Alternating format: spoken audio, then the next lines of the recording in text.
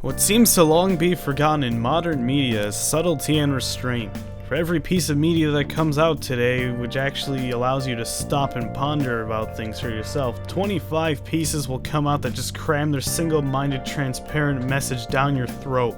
Alright! This white devil thing has gone far enough.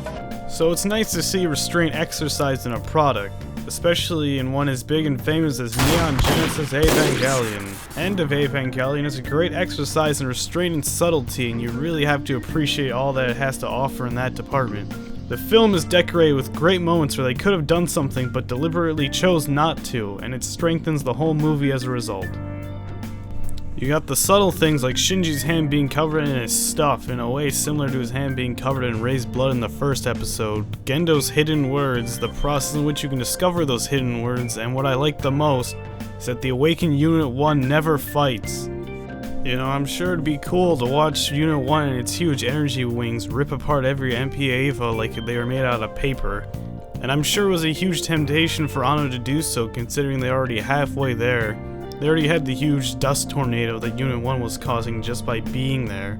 They could easily have animated Sally's forces getting swept up into it and dying, and they could have also animated Unit 1 and Shinji just, you know, killing every MP Eva in even more creative ways than Asuka did. You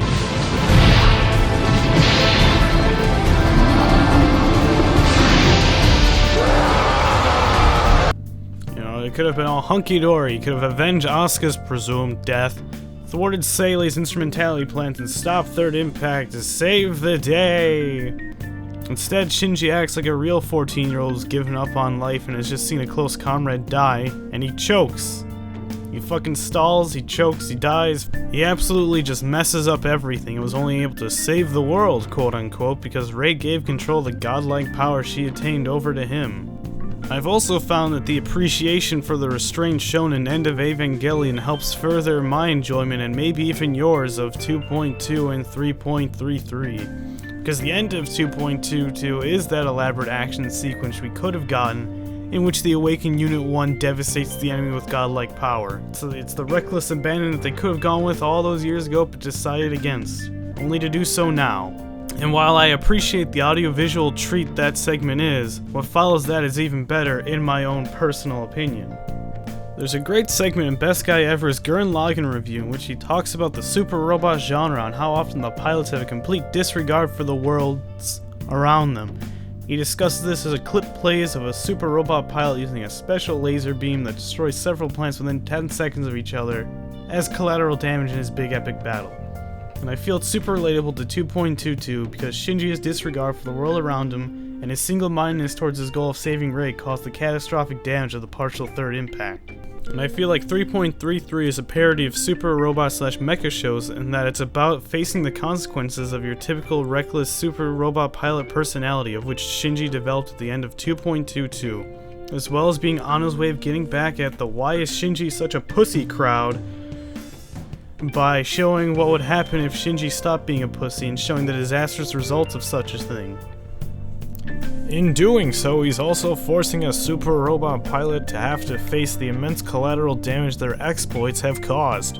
In your average super robot show, the pilot never truly faces consequences, or it's like Gurren Lagann where it's about super robot pilots becoming aware of the immense damage they could cause, and vowing to never reach that cataclysmic point in the first place.